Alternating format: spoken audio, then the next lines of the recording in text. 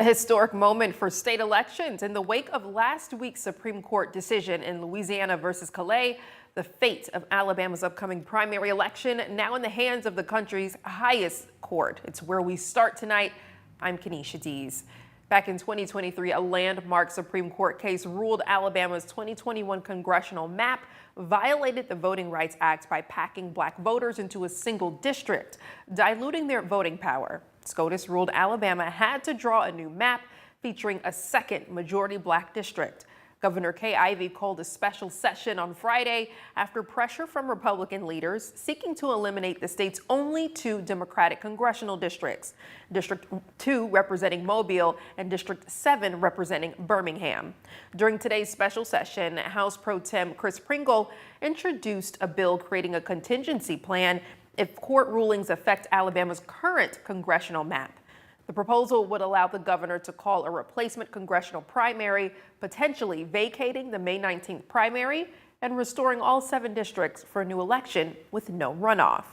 While the state awaits a ruling from the Supreme Court and the Circuit Court of Appeals, Alabama Secretary of State Wes Allen says election preparations remain on track, saying Alabama is proceeding with the May 19th election while we await the court's decision.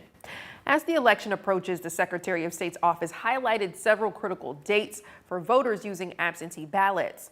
Mail-in applications must be received by May 12th, and in-person applications are due May 14th. Hand-delivered ballots must be returned by May 18th, while mailed ballots must arrive by noon on Election Day. Polls will be open May 19th from 7 a.m. to 7 p.m. A valid photo ID is required to vote. And with the primary election just over 2 weeks away, last-minute redistricting could impact your vote. Fox 54's Kate Baguayo tells us what redistricting could mean for you.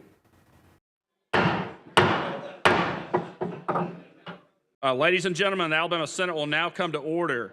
And with the banging of the gavel, the Alabama Legislature is in session to debate the future of Alabama's elections and how your vote is counted. If a federally court-ordered injunction is lifted, Alabama could revert to a congressional map drawn in 2021 or redraw the map entirely. State Republicans are pushing to eliminate 2 majority black congressional districts currently represented by Democratic representatives. And this week's session could impact voters in the primary election on May 19th, especially in districts whose boundary lines were altered in the 2023 redrawing. But the real question is whether the primary election will continue as scheduled at all.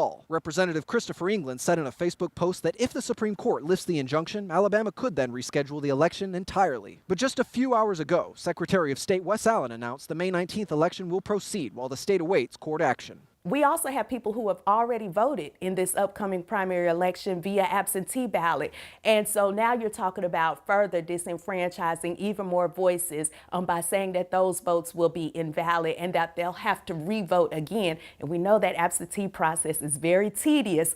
Who wants to have to go through that back to back? If the court lifts the injunction, Alabama's 2nd and 7th districts would be the most affected. However, it's all still pending several decisions at the state and national level. In Huntsville, I'm Caleb Aguayo, Fox 54 News. Regardless of the result of the special session, it all comes down to what the Supreme Court decides. We'll have the latest updates on fox54.com.